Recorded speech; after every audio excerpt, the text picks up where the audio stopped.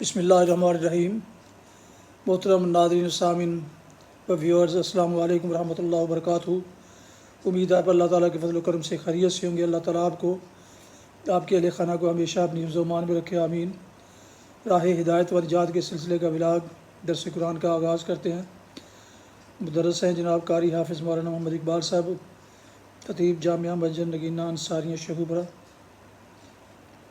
یہ روزانہ سلسلے کا ولاگ روحانی اور قرآنی ہونے کے علاوہ باعث خیر، باعث برکت اور باعث ثواب ہے، جو میں اپنے یوٹیوب چینل بشیر رشیدی پر اپلوڈ کرتا ہوں اللہ کی رضا کے لیے، لہٰذا اسے ضرور سبسکرائب کیجیے اگر آپ نے سبسکرائب نہیں کیا، اور دوستوں سے بھی شیئر کر کے بیل آئیکن کو پریس کرنا مت بھولیے گا۔ شروع کرتے ہیں درس قرآن۔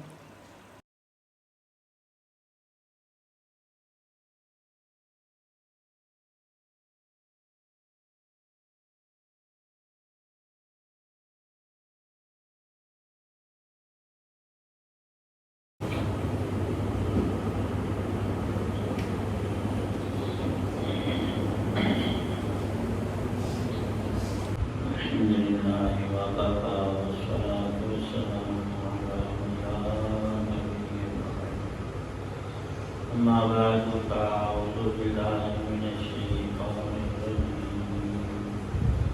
بسم الله الرحمن الرحيم.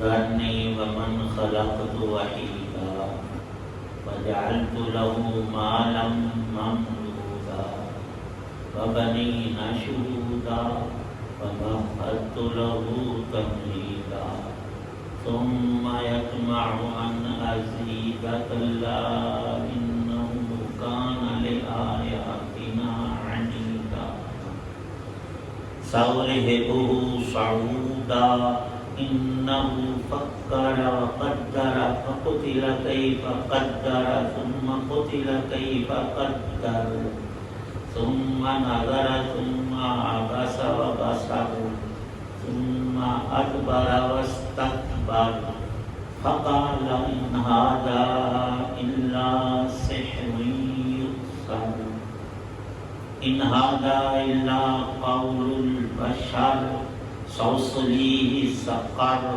وما أدراك ما سقر لا تبقي ولا تذر لواحة للبشر عليها 19 صدق اللہ العظیم۔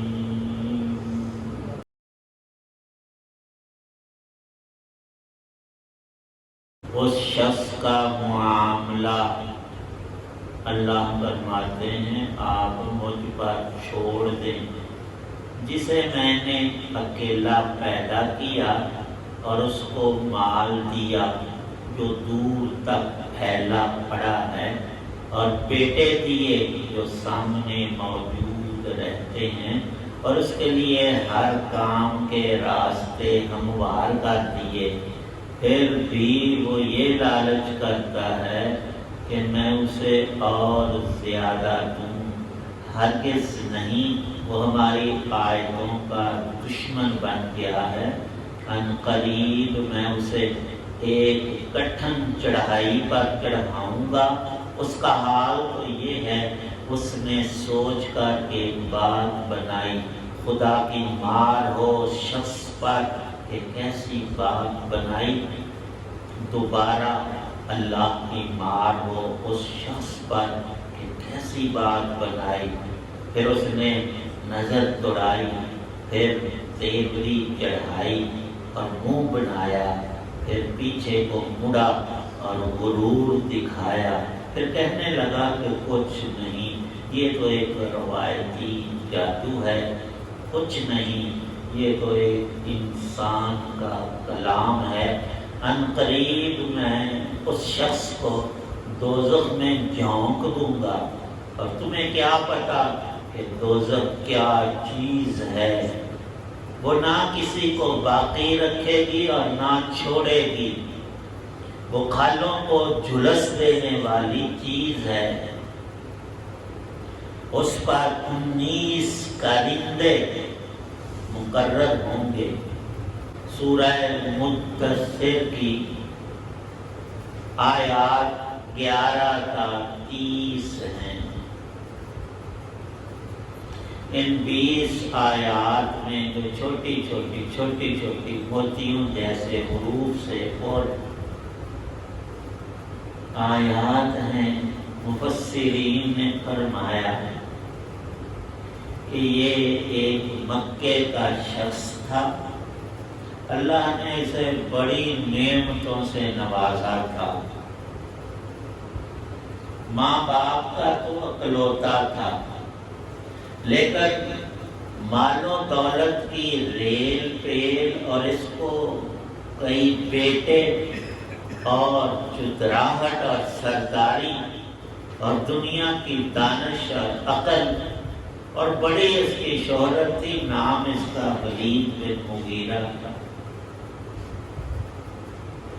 جب نبی پاک صلی اللہ علیہ وسلم کی نبوت اور قرآن پاک کی آیات کا شہرہ ہوا مکے میں،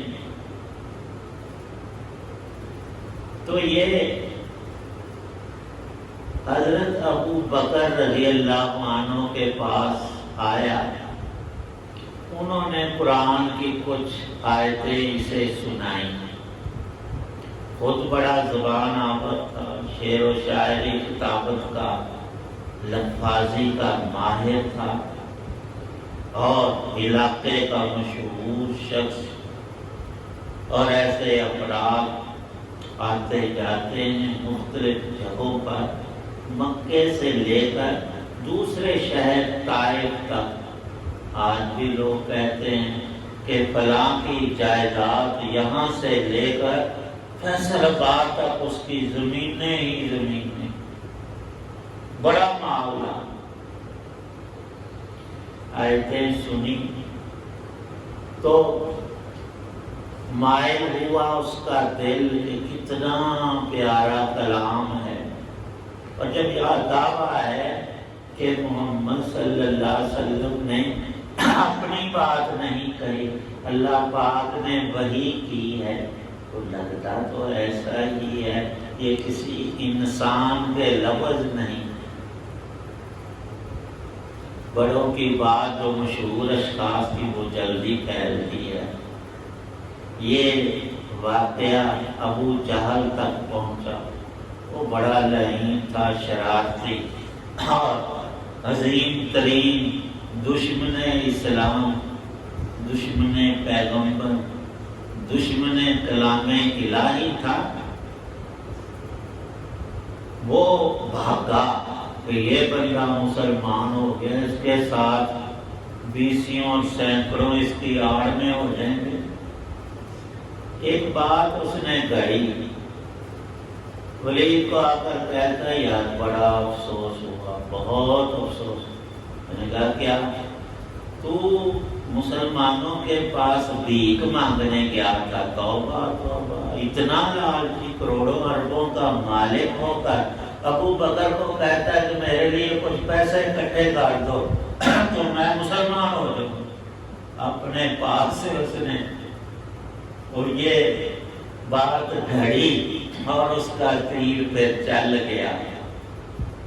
یہ غصے میں بھڑکا اور کہنے لگا کہ یہ ساری بکواس ہے، مجھے تو خود میں اتنا مالدار ہوں، مکے کو بانٹو سارے مالدار بانٹو، یہ تو عجیب ہے۔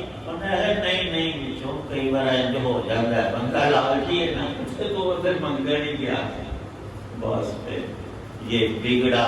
اور قرآن نے اس کی اس سرکشی کو الفاظ کی زینت میں پرویا ہے کہ اس کی حالت کیا ہوئی۔ فرمایا وہ اللہ فرماتے میری آیتوں کا دشمن ہو گیا اور منہ پھیرا،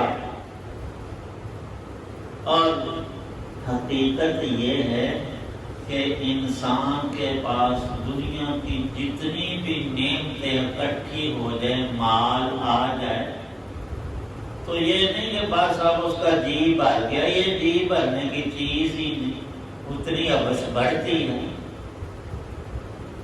اللہ تعالی شانہ فرماتے ہیں اس نے پھر سوچا کہنے لگا، اور ایک دوسری روایت میں یہ ہے کہ ایک میٹنگ ہوئی مکے کے ان کافروں اور مشرکوں کی دار الندوہ میں اکٹھے ہوئے کہ حج کا موسم قریب آ گیا ہے، لوگ آئیں گے پورے عرب کے حج کے لیے مکے میں، تو وہ یہ قرآن سنیں گے، نبی پاک صلی اللہ علیہ وسلم اپنی دعوت پھیلائیں گے، تو لوگ متاثر نہ ہو جائیں، اور پھر ہم بڑے ہیں، ہم سے پوچھیں گے بھی کون ہے تو ہمارا بھتیجا۔ برادری کا فرق، سچا آدمی اور سچا، جو اسے دیکھتا ہے اسے ان کی سچائی کا گویا کہ چہرے سے عکس پا جاتا ہے کہ یہ سچے۔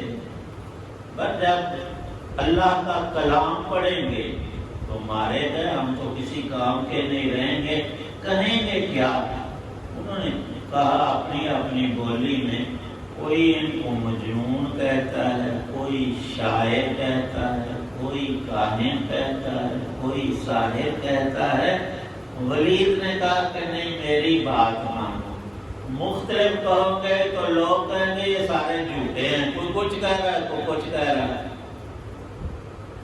انہوں نے کہا پھر تیرا کیا فیصلہ ہے؟ کہتا ہے کہ میں قطعی طور پر ان کو شاعر نہیں کہہ سکتا، مجھے خود شاعری پر بڑا عبور ہے، اور میں تو شاعروں کا مشاعرے میں فیصلہ کرتا ہوں، مجھے اتنا بھی نہیں پتا کہ یہ قرآن کی آیتیں جو ہیں یہ شعر ہیں کہ نہیں، یہ بات سرے سے غلط ہے۔ رہا جنون تو محمد صلی اللہ علیہ وسلم کی تو ہر بات میں حکمت، دانائی اور دانش بھری ہوئی ہے۔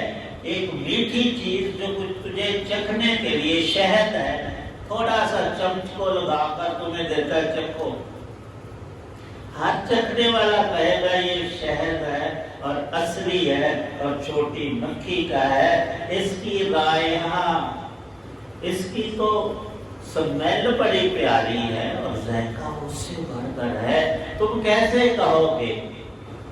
نعوذ باللہ، وہ تو نبی پاک صلی اللہ علیہ وسلم کا نام بھی الٹا کر کے لیتے تھے نفرت کی بنا پر، بجائے محمد کہنے کے محمد کہتے ہیں تعریف والے، جس نے رب کی سب سے زیادہ تعریف کی اور اللہ نے ان کی توصیف اپنے کلام میں کی، وہ محمد اور احمد ہیں۔ انہوں نے حقارت کے لیے اپنے پاس سے اس نام کو الٹا کیا اور مذمم کہنے لگے۔ ایک شخص نے نبی پاک صلی اللہ علیہ وسلم کی خدمت میں آ کر عرض کیا تو حکم یہ تھا کہ آپ نے فاصبر صبرا جمیلا، ان سے بدلہ نہیں لینا، لڑائی نہیں کرنی، اور دل میں بھی یہ بات نہیں رکھنی کہ موقع آئے گا تو ان سے ایک ایک بات چکائی جائے گی، بدلنا دل کو پاک اور صاف اور ان کی بکواس کو رب کے حوالے دے، اللہ جانے اور یہ جانے، میں نے صرف اپنا کام دعوت و تبلیغ کا کرنا ہے۔ فرمایا نبی پاک صلی اللہ علیہ وسلم نے اس بندے کی بات سن کر، اور وہ تو مسلمان تھا، بڑے دکھ قلق کے ساتھ بتا رہا تھا کہ یہ لوگ ایسی مذموم حرکت کرتے ہیں، آپ کا نام بگاڑا۔ فرمایا کہ نہیں، میرا نام نہیں بگاڑا انہوں نے، اللہ نے مجھ سے ان کی بدگوئی کو یوں دور کیا کہ میرا نام ان کے منہ سے نکلتا نہیں۔ وہ جو گالی گلوچ اور بری باتیں کہتے ہیں وہ کوئی اور شخص مذمم ہوتا، میں نہیں۔ اور اس میں بڑی تعلیم ہے نبی پاک صلی اللہ علیہ وسلم کی کہ کوئی بے جا تمہیں، وہ لکھا ہے واقعات میں، بھئی ایک جگہ تم جا رہے ہو، وہاں کتے ہیں دو چار، تمہیں دیکھ کر بڑا بھونکتے ہیں، تو تم بدلے میں تو نہیں نہ بھونکو گے، تم تو انسان ہو، تم یا تو وہ راستہ بدل لو یا خاموشی سے گزر جاؤ۔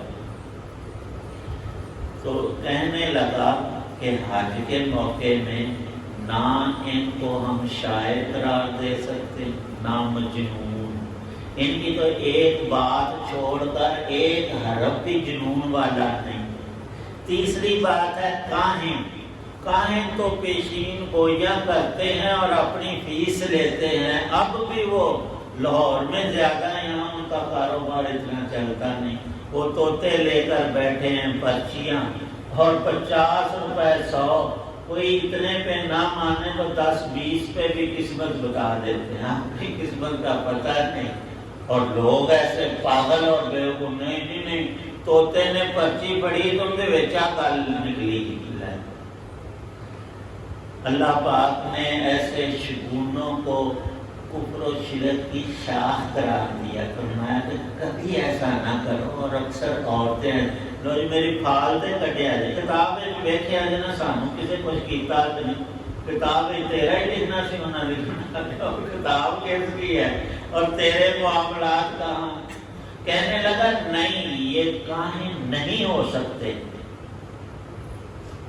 پھر آخری بات کہنے لگا یہ جو چھو منتر کرتے ہیں جنات وغیرہ کے ذریعے عاملین کہلاتے ہیں، تو اس بدبخت نے اللہ کے کلام کو سحر کہا، اور اس کی وجہ بھی بیان کی کہ جب کوئی شخص مسحور ہوتا ہے، اس پر جادو چل جاتا ہے، تو پھر اسے پتہ نہیں ہوتا میں کیا کرتا ہوں کیا کہتا ہوں، اور اس کے ذریعے میاں اور بیوی کی ساحرین لڑائی کراتے ہیں، اور اکثر عشق مشوقی اور ان گندگیوں میں وہ سحر کو استعمال کیا جاتا ہے۔ تو اس ولید نے کہا اس میٹنگ میں کہ ان کے کلام کو بھی سن کر لڑائی پڑ جاتی ہے، بیٹا مسلمان ہو گیا ہے، باپ وہ پہلے مذہب شرک پر قائم ہے، دونوں میں لڑائی، میاں بیوی میں ایک مسلمان ہو گیا ایک نہیں، تو ان کی انبن ہو گئی۔ تو یہ لفظ کچھ نہ کچھ چل جائے گا۔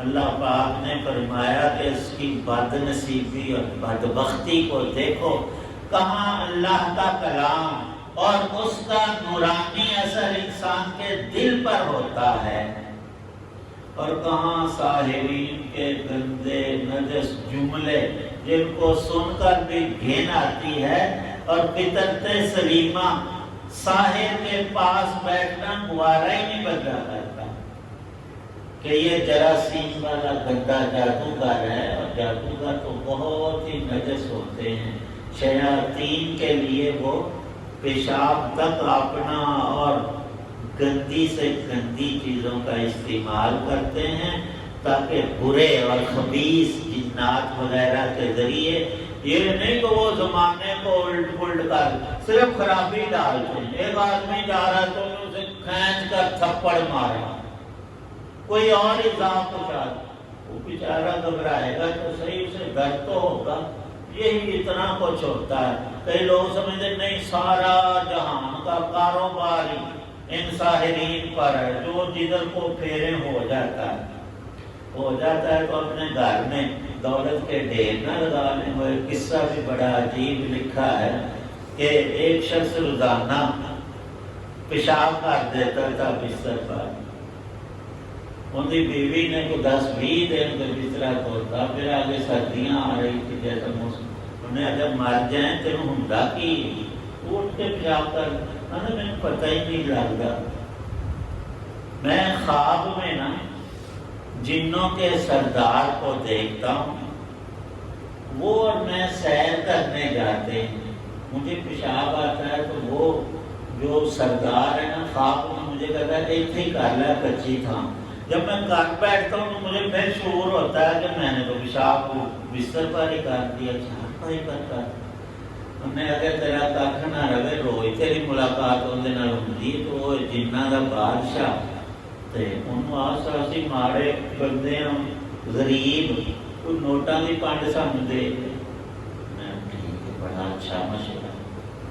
قصہ یوں لکھا ہے، ایک آیت نہیں قرآن سے نہ حدیث، تو اس نے رات کو جب خواب میں دیکھا وہ آیا تو اسے گزارش کی یار تم سانو کچھ مال و دولت ہی دے دے۔ وہ ایک کمرے میں لے گیا، وہ نوٹوں سے بھرا ہوا تھا، کہنے لگا کہ اپنی چادر بچھا گٹھڑی بنا، جتنے اٹھا سکتا ہے ڈال لے۔ بندہ لالچی تو ہوتا ہی، اس نے کچھ ڈالے، کہتا ہے یہ تو تھوڑے اور ڈال۔ میں نے چکن دا تو مسئلہ ہے نا، ماڑا بنے نہیں چکن، میں کہا بالکل لہج کا زور وغیرہ لگا کر اور ڈالے، اور بڑی کٹڑی بنا کر جب اس کے سر پر رکھی، پہلے پیشاب کرتا تھا، اس دن پخانہ بھی نکل گیا۔ وہ عورت نے ہاتھ جوڑے کہ تیرا بیڑا غرق ہو جائے، وہ پیشاب ہی چنگا ہے، روز گند کون تو ہے۔ یہ حکایات بھی بڑی عبرت کے لیے ہوتی ہیں۔ انسان کا لالچ اور ہرس اور دنیا کی بڑائی کی تمنا، یہ خرابیاں ایسی ہیں کہ ایک بات جو انسان میں شیطانی اوصاف کی آتی ہے اس کو سرکشی کہتے ہیں۔ اس ولید نے رب کے کلام کے آگے سرکشی کی، رب کی نافرمانی کی۔ اللہ پاک فرماتے ہیں دوزخ کے اندر ایک سعود پہاڑ ہے آگ کا، ہم اسے مجبور کریں گے اس کے اوپر چڑھے، اور فرشتوں کی ڈیوٹی ہوگی اس پہاڑ سے اس کو نیچے گرائیں، پھر دھکیلیں اور چڑھائیں، اور اس کے ساتھ یہ ابدی عذاب کا معاملہ اس دوزخ میں جو نہ زندہ رکھے گی نہ مارے گی۔ موت تو وہاں آئے گی نہیں، اور وہاں رہنے کو زندگی کہہ نہیں سکتے کہ زندگی کی جتنی لذات ہیں ان میں ایک شمع بھی دوزخ میں نہیں۔ وہاں کوئی روشنی نہیں، کوئی کھانا پینا نہیں، کوئی چھٹی نہیں، اور عذاب میں کمی نہیں۔ اب تو یہ غرور اور تکبر اور سرکشی دکھا رہا ہے۔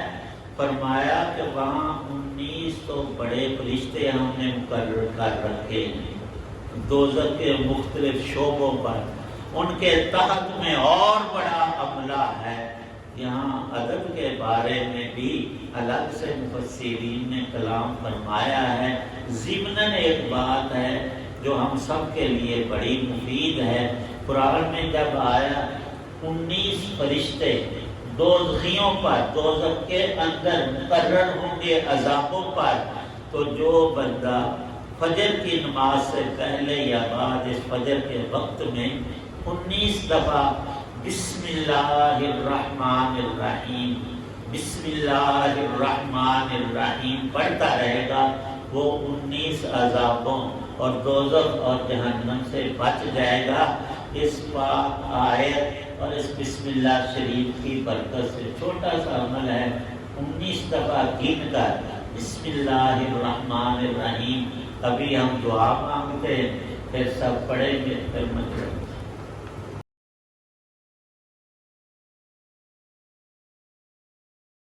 الحمدللہ رب العالمین والصلاة والسلام علی رسولہ النبی الکریم اللہم صلی علی سیدنا محمد وعلی آلہ وصحبہ وسلم ربنا ظلمنا انفسنا وإن تغفر ترحمنا لنكونن اللہم اجرنا من النار وادخلنا الجنة مع الأبرار توفنا مسلما والحقنا بالصالحين صلی اللہ تعالی علی خیر خلق محمد وعلی آلہ وصحبہ آل بیتہ اجمعین آمین۔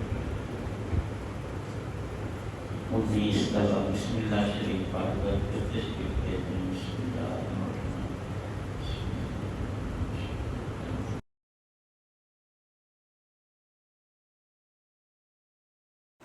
ناظرین و سامعین ویورز، ابھی آپ دیکھ رہے تھے اور سن رہے تھے راہ ہدایت و نجات کے سلسلے کا ولاغ درس قرآن، جس میں آج سورہ مدثر کی آیات 11 آیات مبارکہ 11 تا 20 30 11 تا 30 کی تلاوت، ترجمہ، تفسیر بیان کی گئی، اور مدرس تھے جناب حافظ مولانا محمد اقبال صاحب۔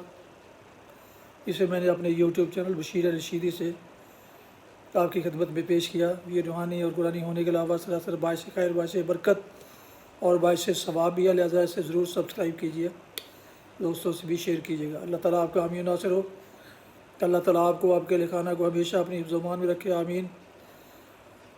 اپنی دعاؤں میں پاک وطن، والدین، آباء و اجداد، اعزاء و اقارب کے علاوہ اس ناچیز کو بھی شامل فرمائیں تو انتہائی شکر گزار ہوں گا۔